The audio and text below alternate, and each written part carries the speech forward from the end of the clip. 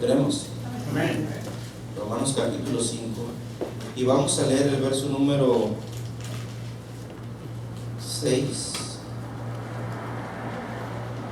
Y dice de la siguiente manera: porque Cristo, cuando aún éramos débiles a su tiempo, murió por los impíos. Ciertamente apenas morirá alguno por un justo, con todo pudiera ser que algunos hagan morir por el bueno. Mas Dios muestra su amor para con nosotros, en que siendo aún pecadores, Cristo murió por nosotros. Vamos a dejar hasta ahí la porción, hermanos, por favor. ¿Quién necesita el Evangelio? Es una pregunta que hoy en la mañana creo que es propicia para hacerlo. ¿Quién necesita el Evangelio? Una pregunta que nosotros debemos de recibir, y ahora se la hago a usted. ¿Usted necesita el Evangelio? Amén. Cuando uno mira esta porción, uno puede darse cuenta acerca de lo intenso que en ella, hermanos, se describe. En estas cuantas letras se condensa la gran labor y el propósito, lo que empujó a Dios, hermano, a hacer la obra de salvación entre los seres humanos. También la porción, hermano, describe la limitación y la desgracia que padece el ser humano como hombre caído. Sin embargo, todo lo que miramos en la Biblia, hermano, nos demuestra que el hombre, a pesar, hermano, de que tiene tanto recurso en Dios, aquí, hermano, expuesto en esta sagrada Biblia, pero no por ello, hermano, podríamos decir que es digerido o aceptado por todos. Aunque el hombre se está muriendo, aunque parece ser que se está ahogando con sus delitos, con sus pecados, con sus afanes, con sus limitaciones, con su, hermano, enfermedad, con su misma tragedia, a pesar, hermano, de que manotea para poder sobresalir de ese fango en el que está hundiéndose cada día más, sin embargo, no quiere alzar su mano y tomarse, mi hermano, de la única fuente de salvación que tenemos en Jesucristo. Uno mira acá también reflejado el acto de Jesucristo, hermano, al darse por el más vil pecador. Hermano, aquí lo describe casi como un héroe, como un mártir, como alguien, hermano, que se expuso y se dio, como dice esta escritura, con grandes letras.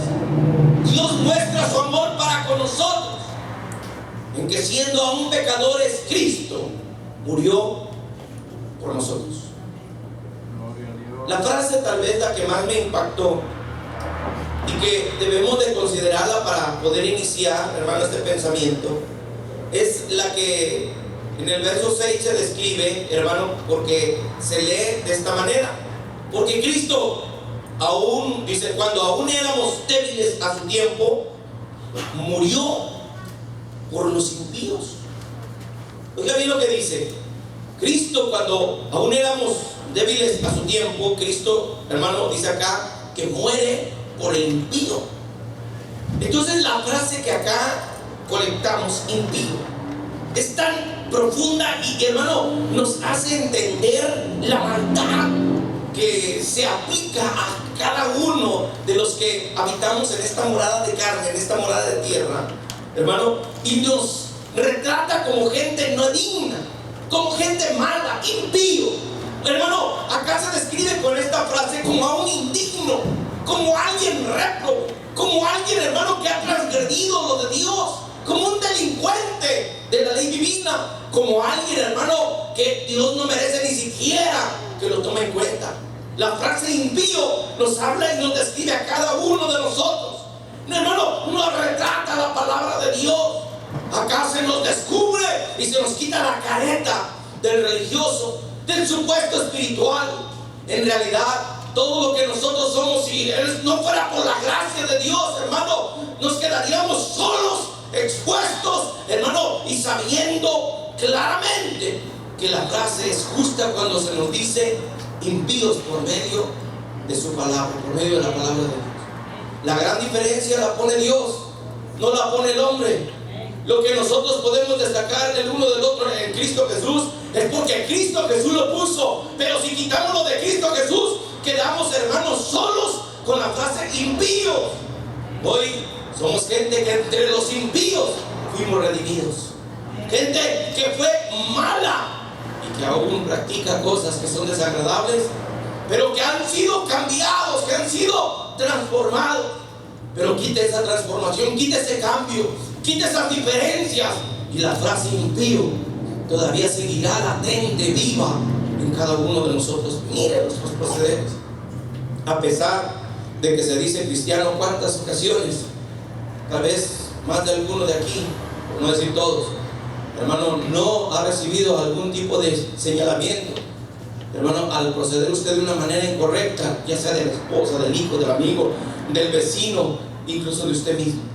Hermano, cuando al proceder mal, dice, y eso que eres cristiano, y eso que vas a la iglesia, y eso que te eres servidor. Entonces uno dice, es cierto, o sea, a pesar de todo esto que podríamos señalar y estar de acuerdo de que estamos, hermano, buscando de Dios, pero sin ello, hermano, reconocemos que seríamos totalmente inútiles. Si algo nos mantiene todavía es por la gracia de Dios, hermano, por la gracia de este héroe que aquí se describe, nuestro Señor Jesucristo. Uno mira en la palabra de Dios, hermano, sí, el relato y la descripción, hermano, desalentadora del estado del ser humano. Y uno describe, mi hermano, en medio de las escrituras, y puede conectar frases que asimilan al ser humano, como dije, de una forma que a veces nos impacta, que a veces nos tiene que sacudir para ponernos en nuestro lugar, para ponernos, hermano, a meditar en qué Dios, hermano, nos compara, cómo Dios mira al ser humano por medio de su palabra. Quiere que leamos un poco de ello, hermano. Quiere que miremos lo que Dios comenta acerca del ser humano y en qué lo compara. Bueno, segunda de Pedro capítulo 2, en el verso 12 dice esto. Dice el apóstol en ese verso 12: pero estos hablando mal de cosas que no entienden, hablando de gente pecadora, dice, estos hablan mal de cosas que no entienden, como animales irracionales. Son como animales irracionales nacidos para presa y destrucción. Animales irracionales que serán para presa y destrucción, hermano, dice, perecerán en su propia perdición. Animales irracionales nacidos para presa y destrucción perecerán en su propia perdición. Acá describe al ser humano como un animal irracional. Yo no lo digo, dice la Biblia. Ante los ojos, hermano, del apóstol, dice, la gente sin Dios es un animal, es una bestia irracional, la cual, hermano, será presa, será destruida, perecerá en su propia perdición. No solamente él, Job, hermano, en este libro se describe, en el capítulo 25, verso 4, y habla acerca de la limitación del ser humano, y la pregunta viene y dice, ¿cómo pues se justificará el hombre para con Dios? ¿Cómo será limpio el que nace de mujer? ¿Cómo? ¿Dónde está la respuesta? Esas son las frases, hermano, que condensan esa idea. ¿Dónde está la forma de que el hombre pueda ser limpio? Y aquí que ni aún la misma luna será resplandeciente, ni las estrellas son limpias delante de sus ojos. El verso 6 es tremendo cuando se lee. Dice, cuanto menos el hombre que es un gusano, y el hijo del hombre también gusano. Ya, tal vez en alguna ocasión usted oye a un predicador que dice desde el púlpito, hermano, apuntando a la congregación: usted es un gusano. Tal vez la gente diga: oh, me ofendió. Pero no es que el predicador, hermano, quiera ofender, es que la palabra de Dios es tan fuerte, hermano, en este punto, que ha llegado a un momento pico, un momento efervescente, donde habla y dice, hermano, la realidad de cómo Dios ve al ser humano como un gusano, un animal irracional, un gusano.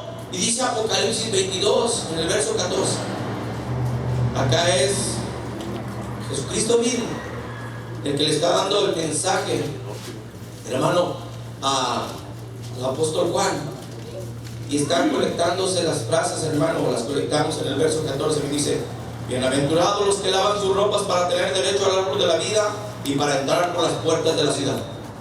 Pero el verso 15, note la idea que transmite: mas los perros estarán arriba, y los hechiceros, los fornicarios, los homicidas, los idólatras y todo aquel que hace armamento.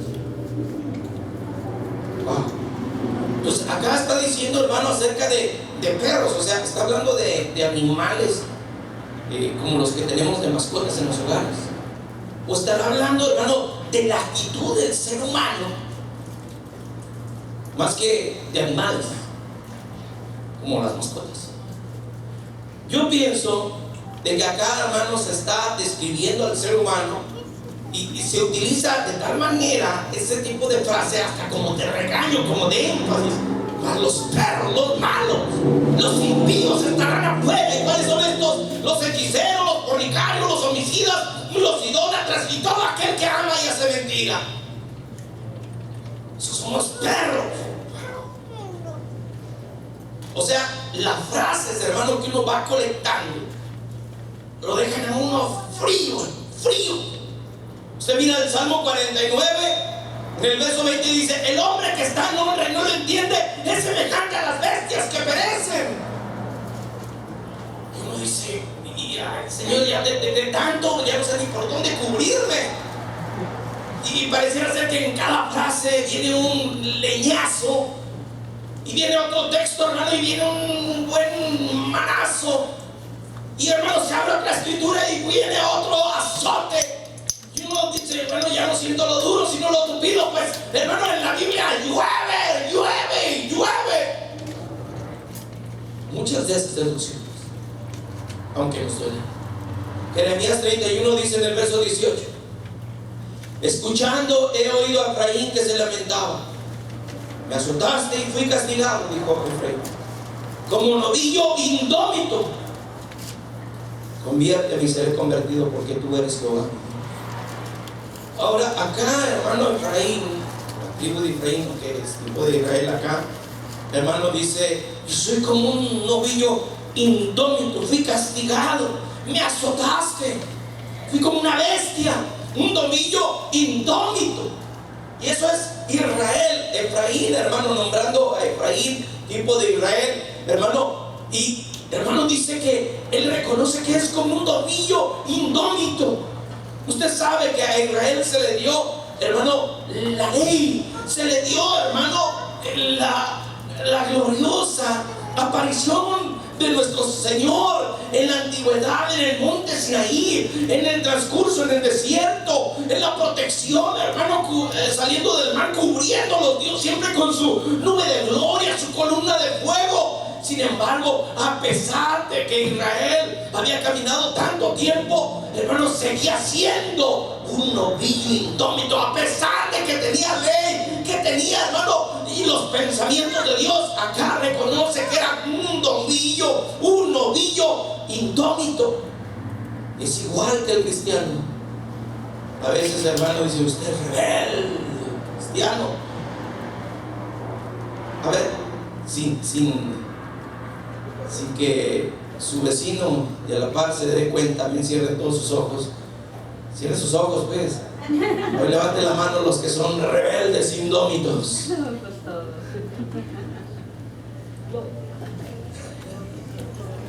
Y es que somos así, hermanos, somos rebeldes, indómitos, queremos, hermanos, hacer lo que se nos antoja, queremos imponer lo que queremos, queremos, hermano, hacer sencillamente todo lo contrario a lo que Dios ha determinado para nosotros. Somos indómitos. Y es Dios, hermano, el que nos tiene que domar. Dice acá, hermano, conviérteme y seré convertido. Hace, hermano, una voz de angustia.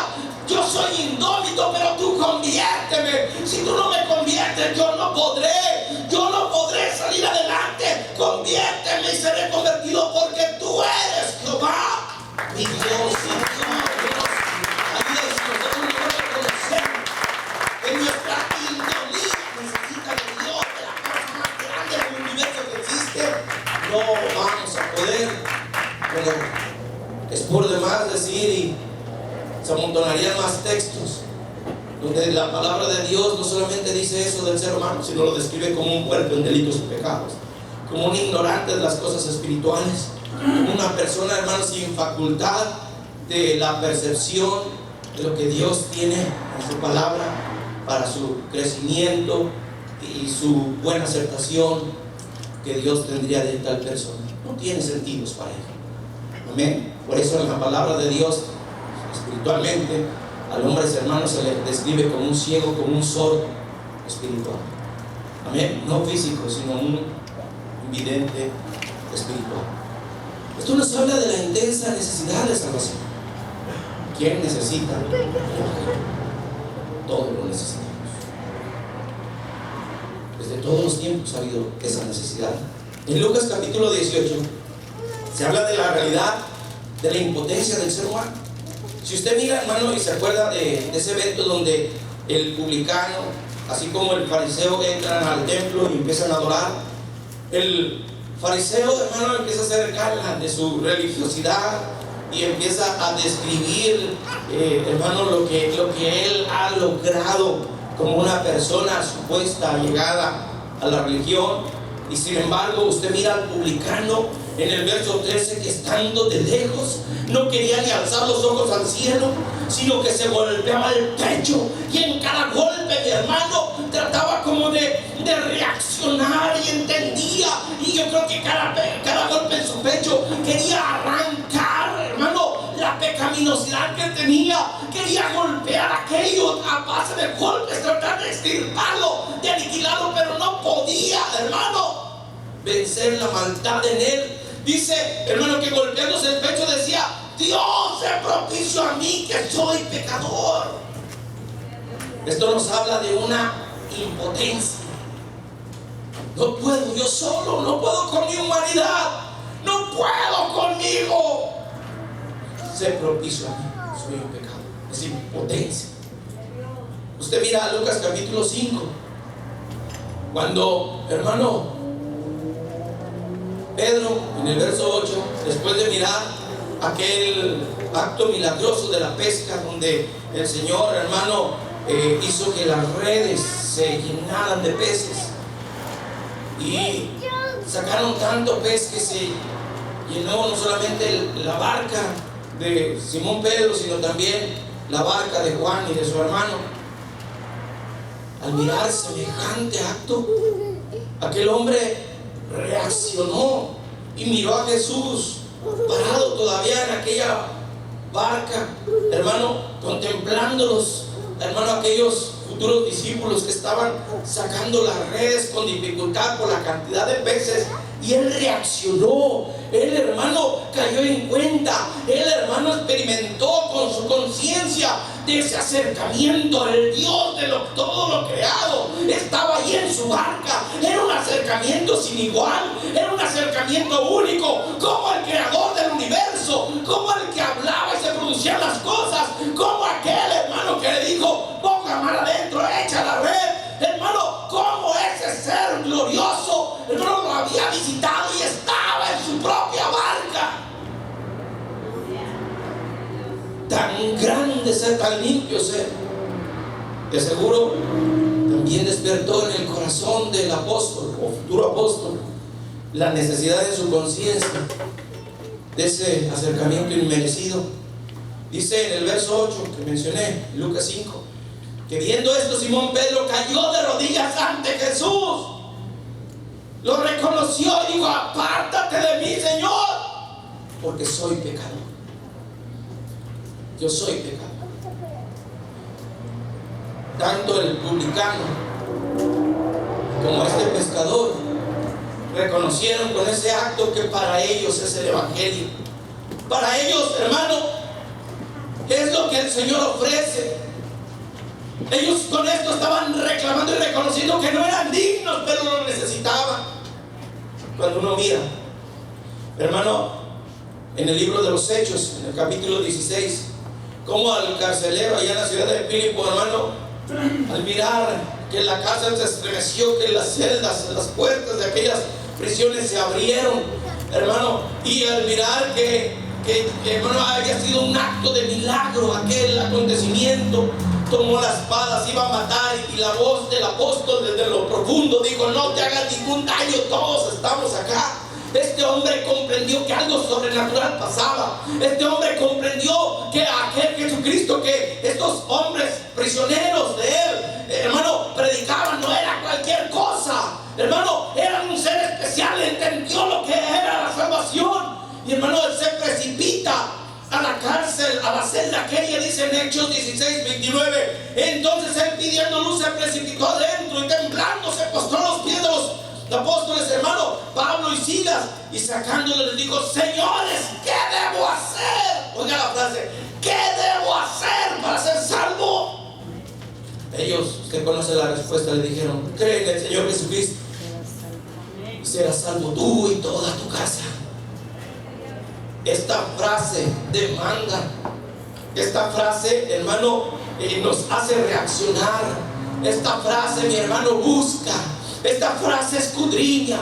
Esta frase volteó al cielo, volteó a la tierra, volteó a su alrededor y no encontraba en quién, hermano, depositar el alma, en quién encontrar, hermano, la salvación. Y por eso llegó ante los apóstoles y dijo: hey, ¿cómo debo de hacer? ¿Qué debo de hacer para ser salvo?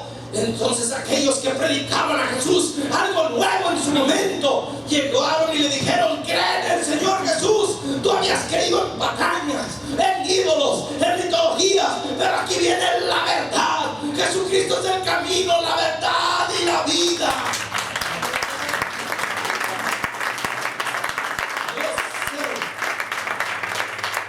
¿Cómo sería el sermón que aquellos hombres predicaron? La Biblia no nos dice mucho de eso, pero sí sé que ha de haber sido una exposición tan sólida en el mensaje del evangelio que el carcelero se vio impulsado a preguntar qué es lo que podía hacer para alcanzar la salvación. El evangelio que usted predica es para mí. ¿Qué puedo hacer para alcanzar la salvación? Si usted mira un poco atrás, la llegada de la ley, antes de que el hombre recibiera la ley de Moisés, el hombre ha sido siempre un pecador.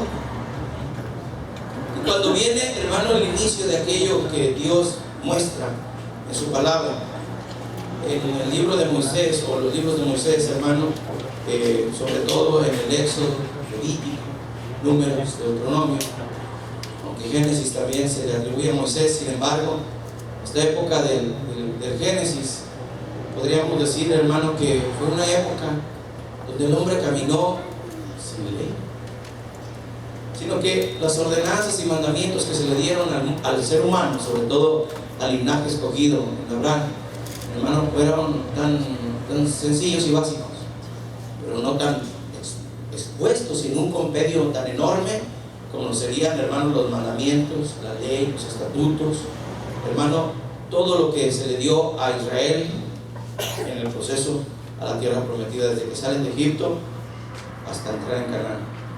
Hermano, Dios dio una instrucción en Sinaí, y lo que en la antigüedad era una ignorancia total de lo que a Dios le agradaba y lo que no le agradaba, ahora, hermano, en la ley de Moisés se da la instrucción, hermano, y se le dice qué debe de hacer para refrenar aquello que desagrada a Dios. Se le identifica, se le dice: esto es malo, esto lo puedes hacer, esto no lo puedes hacer. Se miran ahí, hermano, los parámetros de lo correcto y de lo incorrecto. Gálatas capítulo 4 habla acerca de la ley, hermano, como de un tutor. Amén. Habla, hermano, acerca de la ley como de una mujer. Amén. Y habla del evangelio también como de una mujer. Pero, hermano, es curioso. En Gálatas 4 dice: decidme, en el verso 21, los que queréis estar bajo la ley, ¿no habéis oído la ley? Ahorita le digo un poquito de por qué este tipo de preguntas.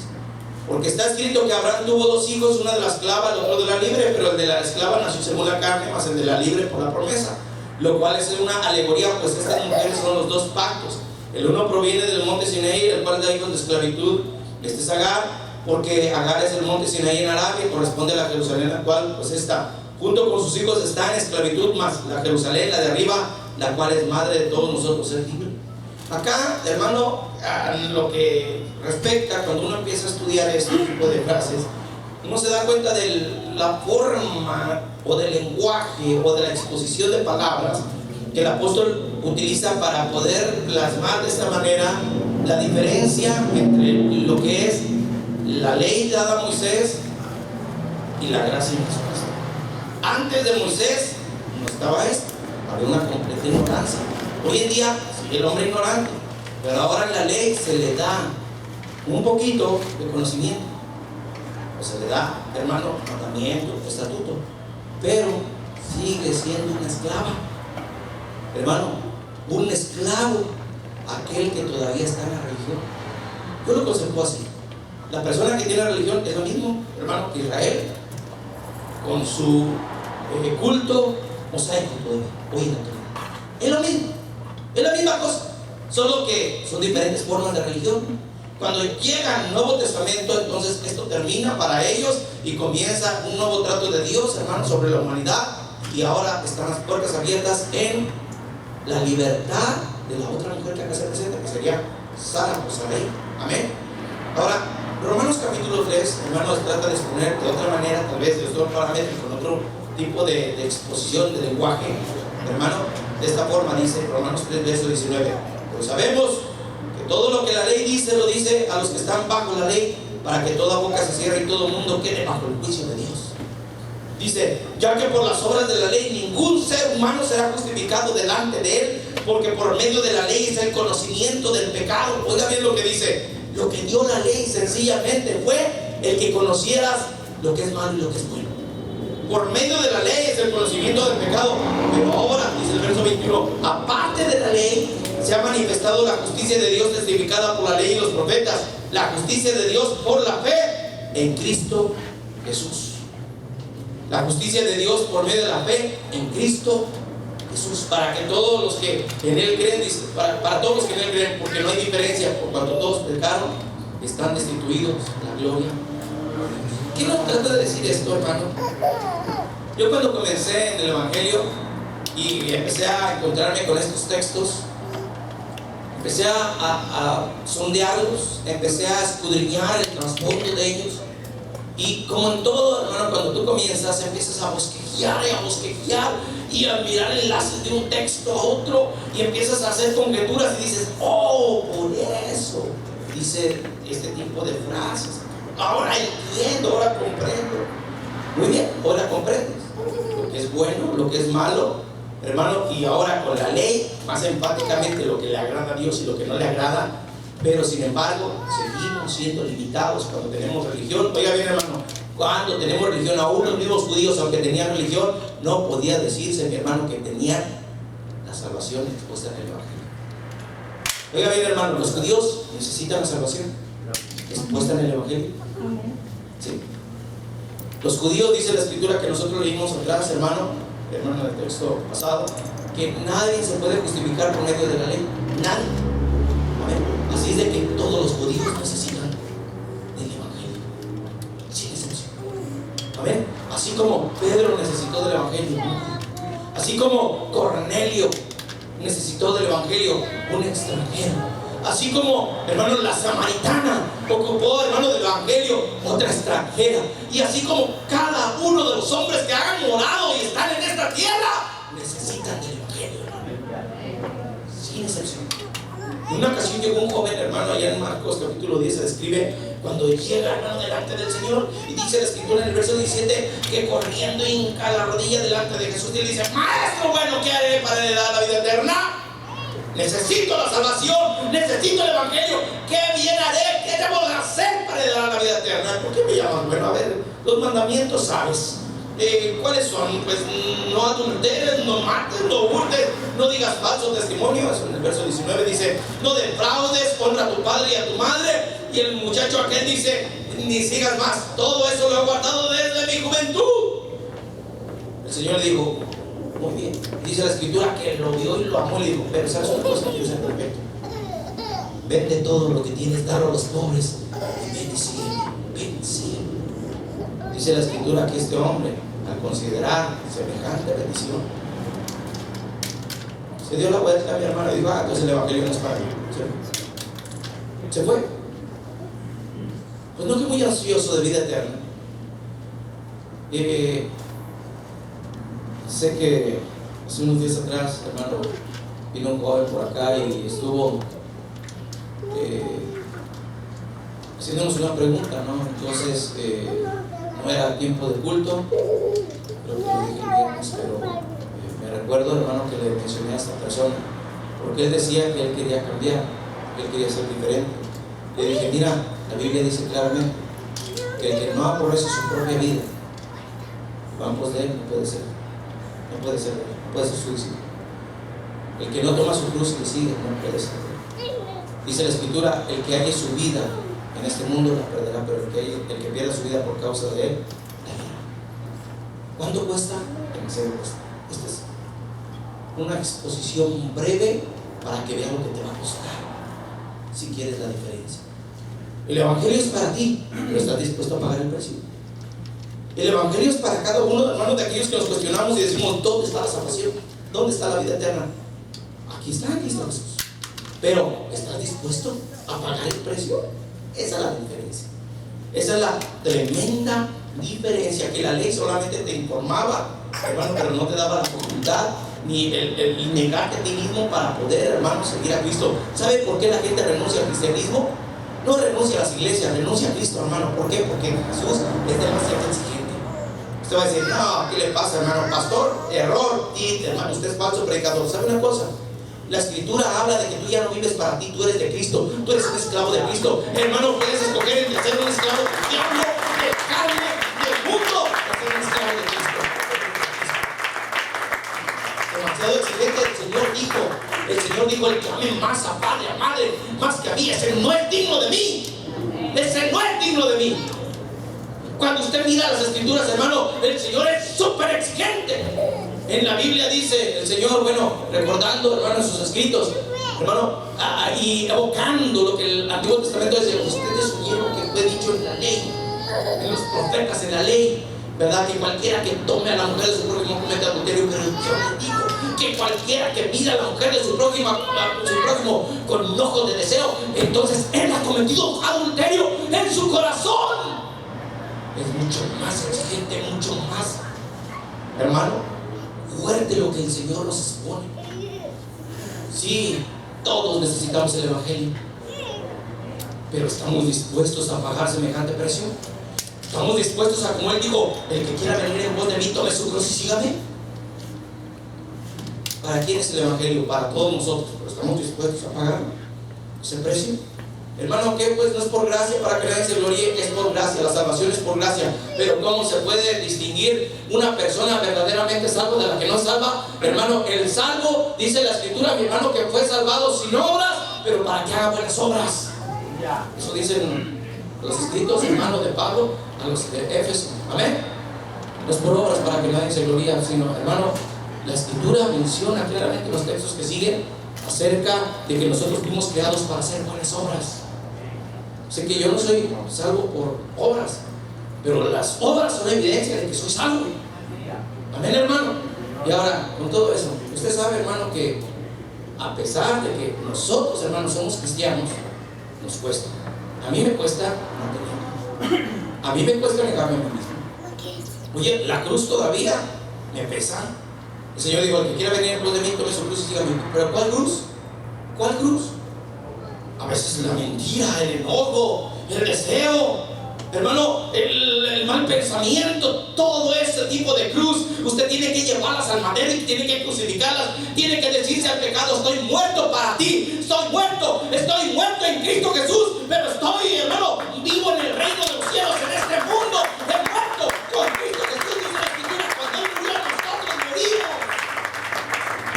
Pero ahora, cuando Él vive, al declarar a nosotros y mirar ese tipo de pensamiento, entonces nosotros vivimos en el nuevo hombre, no en el viejo hombre. Cada día tienes que agarrar, hermano, tu madero y seguir en pos de Él, hermano. La salvación es para nosotros, claro que sí, hermano, pero con la salvación también va esa cruz, hermano, cargándola cada día, cada instante, venciendo el enojo, venciendo la mentira, venciendo el fraude, venciendo cada una de las actitudes que Dios recuerda. Entonces, ¿cuesta o no cuesta el evangelio? Amén. Cuesta, tu propia vida te cuesta la vida. El Señor dio su vida, pero a cambio de la tuya, y quiere la tuya, la quiere para Él, la quiere para gobernarla a Él, amarla a Él, bendecirla a Él, hermano, llenarla de promesas a Él, llevarles a la eternidad con Él. Quiere tu vida, la quiere totalmente. La palabra del Señor habla de Pablo cuando dice: os celo con celo de Dios. Te cela de una manera tal que te quiere exclusivamente para Él. Romanos 7 dice en el verso 5: porque mientras estábamos en la carne, las pasiones pecaminosas que eran por la ley obraban en nuestros miembros, llevando fruto para muerte. Pero ahora estamos libres de la ley por haber muerto aquella a la que estábamos sujetos, de modo que si vamos bajo el régimen nuevo del Espíritu y no bajo el régimen viejo de la letra, ¿qué diremos pues? ¿Que la ley es pecado? De ninguna manera. Pero yo no conocí el pecado. Si la ley no dijera, hermano, no codiciarás. Amén. Si la ley no dijera no codiciarás, entonces yo no conocería. Pero como vino la ley, me enseñó lo que es correcto y lo que es incorrecto, lo que es pecaminoso y lo que no es pecaminoso. Amén.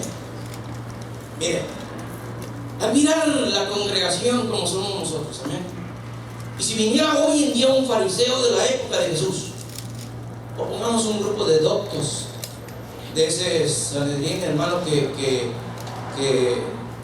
componían la cúpula religiosa en el judaísmo en la época de Jesús. Y si nos miraran a nosotros, creo que la expresión sería la misma que vamos a leer aquí, hermano, en Marcos capítulo 2, verso 15. Siga conmigo. Dice: aconteció que estando Jesús a la mesa en la casa de él, ¿de quién? De uno de los cobradores de impuestos, hermano, que Dios había perturbado. Dice enseguida: muchos publicanos y pecadores estaban también en la mesa juntamente con Jesús y sus discípulos, porque había muchos que le habían seguido. Dice en el verso 16: y los escribas y los fariseos, viéndole comer con los publicanos y con los pecadores, dijeron a los discípulos: ¿qué es esto? ¿Que él come y bebe con los publicanos y pecadores? Al oír esto, Jesús les dijo: los sanos no tienen necesidad de médicos sino los enfermos. No he venido a llamar justos sino pecadores. En Lucas dice: al arrepentimiento por la cabeza. Lucas al final dice: los vine a llamar justos. El evangelio era para estos publicanos, para estos pecadores, y entre ellos había gente de lo peor, hermano. Amén. Yo puedo levantar la mirada y al conocer su testimonio digo: el Señor está con nosotros, hermano, en medio de gente que fue terrible. Amén. El evangelio es para nosotros, claro que sí. El evangelio era para la ramera, a la cual, hermano, la sorprendieron en el acto mismo aquel del adulterio, la tomaron, la expusieron, hermano, en frente del Señor y la estaban condenando. La ley nos dice que apedreemos a tales mujeres. ¿Esto qué dice, Señor? Si aquella mujer no hubiera recibido las misericordias, si no hubiera recibido, mi hermano, la asesoría, el auxilio del Señor y su evangelio, ella hubiera muerto trágicamente apedreada. Pero el Señor, hermano, en su respuesta, hermano, a bendición de ella, hermano, dijo: bueno, el que esté limpio de pecado, que arroje la primera piedra. Y empezó a escribir unas frases en tierra, no se sabe qué escribió. pero muy probablemente empezó a recitar o hermano, escribir los 10 mandamientos en la arena. Y cuando cada uno de aquellos, hermanos, observó los 10 mandamientos, dijeron: pues yo no estoy libre, voy a aventar mi piedra y me voy a ir, porque yo no puedo participar de la lapidación que le vamos a hacer a esta mujer. Y así todos, cada uno se fue yendo hasta que quedó sola la mujer con Jesús. Mujer, ¿nadie te condenó? No, y yo te condeno, vete en paz. No vuelvas a ir, no vuelvas a ir. El evangelio era para esa mujer. El evangelio es para cada una de las rameras que se arrepienten, que quieren cambiar, que quieren, hermano, encontrar la salvación. El evangelio es para cada uno de los alcohólicos y drogadictos, hermano, que quieren ser libres de ese tiempo de esclavitud. El evangelio, hermano, es para los endemoniados, hermano, que quieren romper las cadenas, hermano, que los tienen atados a una vida de miseria, de dolor, hermano. El evangelio, hermano, es para todo aquel, hermano, mentiroso que quiere cambiar su hábito. El evangelio es para el ladrón, como aquel, hermano, que colgó en aquella cruz, hermano. El evangelio es para Nicodemo, un religioso que cuestionó a Jesús, hermano, y le hizo una pregunta. El evangelio, hermano, es para un militar como el centurión. El evangelio, mi hermano, es para Onésimo, al cual fue encontrado en una prisión, hermano, y se les puso el evangelio. El evangelio es para usted y para mí, hermano.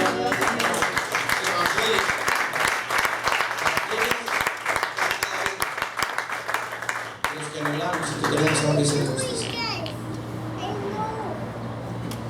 Tengo 3 textos más y terminamos. Dice la escritura, hermano, en estos textos una reflexión que nos lleva, hermano, a entender que esta gracia salvadora no se encuentra en ninguna otra parte. Aquí la tengo. En el universo, por amplio que usted lo mire, con los planetas lejanos, ni en la expansión, hermano, de los continentes tan amplios que tenemos, ni en lo profundo de las aguas. Ni siquiera, hermano, se encuentra excavando hoyos a kilómetros bajo de nosotros. Eso solo se encuentra, hermano, en el lugar de la gracia, allá en el cielo, hermano, donde está el trono de Dios. No este cielo, sino el tercer cielo,